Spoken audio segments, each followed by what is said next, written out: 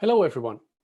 In the Dapr community call from November 24th, I showed you how to gather data from OpenTelemetry traces and export them via a Relic exporter. I mentioned during the call that some small changes in the code were necessary to achieve this. I actually showed this piece of code here from the quick start sample, and I referred to this section here where I added the Relic exporter in the code itself.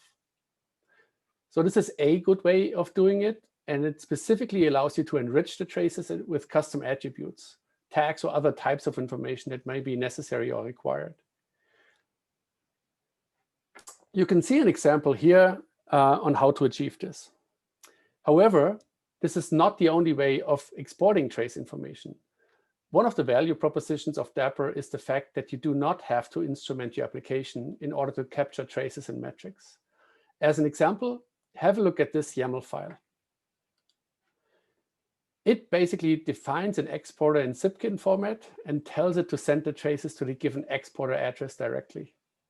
The Relic provides native support for such traces by leveraging the trace API.